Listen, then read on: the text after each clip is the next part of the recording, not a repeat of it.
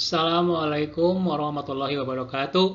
Apa kabar anak-anak semuanya? Selamat berjumpa kembali dengan Pak Iwan Apriana, si guru kuring, guru kunjung dan berkeliling untuk membahas materi pembelajaran bahasa Indonesia tingkat SMP. Selamat menyaksikan. Pertemuan kali ini kita masih membahas materi teks eksposisi kelas 8 SMP. Pada pertemuan kali ini kita akan membahas mengenai pola pengembangan teks eksposisi. Seperti apa itu pengembangan pola teks eksposisi? Silakan kalian saksikan video berikut ini. Pola-pola pengembangan teks eksposisi.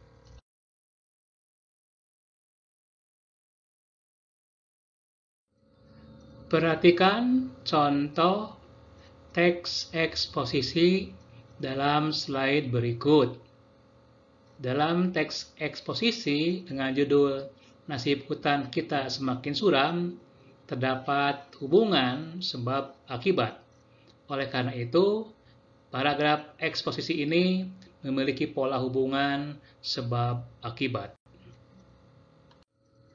Ada 4 pola pengembangan teks eksposisi seperti terlihat dalam gambar berikut. Pertama adalah pola umum khusus, kemudian pola khusus umum, lalu pola perbandingan, dan terakhir adalah pola ilustrasi. Keempat pola itu akan dijelaskan pada slide berikut ini.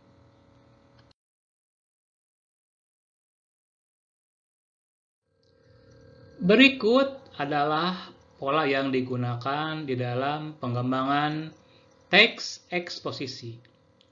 Yang pertama atau A adalah pola umum khusus. Ide pokok bagian teksnya ditempatkan pada awal paragraf yang kemudian diikuti oleh ide-ide penjelas. Pola demikian dikenal sebagai paragraf deduktif. Ide-ide penjelasnya merupakan perincian dari ide umum yang dikemukakan sebelumnya.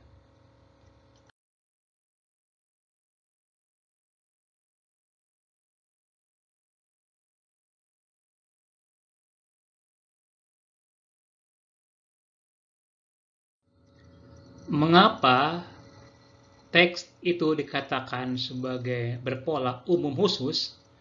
Karena diawali di bagian pertama atau kalimat pertama dengan pernyataan yang bersifat umum dan kemudian diikuti dengan pernyataan-pernyataan yang bersifat khusus.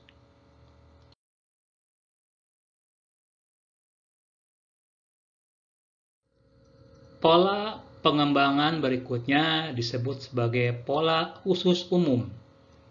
Hal-hal yang bersifat khusus diikuti oleh uraian yang bersifat umum. Bagian terakhir dalam bagian teks ini berfungsi sebagai simpulan atau rangkuman dari pendapat-pendapat yang dikemukakan sebelumnya.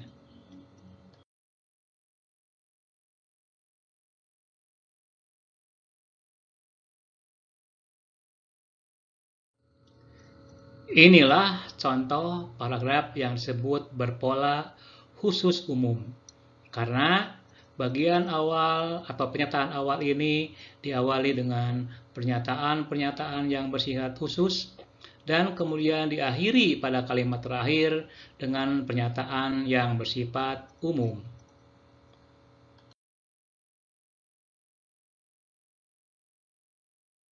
Berikutnya adalah pola ilustrasi. Sebuah gagasan yang terlalu umum memerlukan ilustrasi-ilustrasi konkret.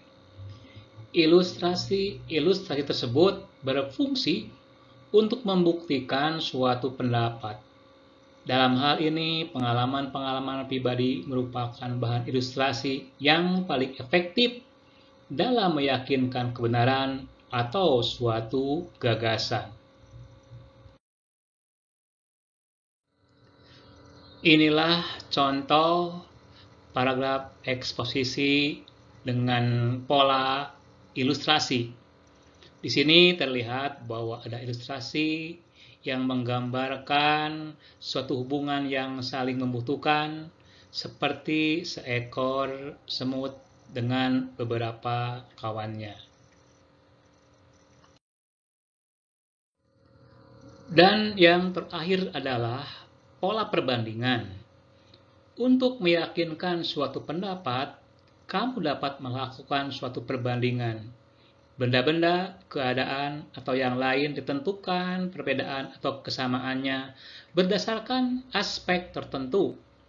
Dengan cara demikian, keyakinan pembaca atas gagasan yang kita sampaikan akan lebih kuat.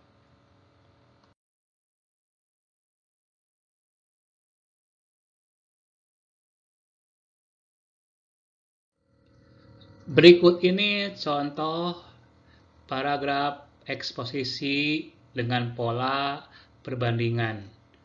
Di sini akan tampak perbandingan antara tema lagu anak-anak zaman dulu dibandingkan dengan lagu anak-anak masa kini. Inilah yang disebut dengan paragraf pola perbandingan.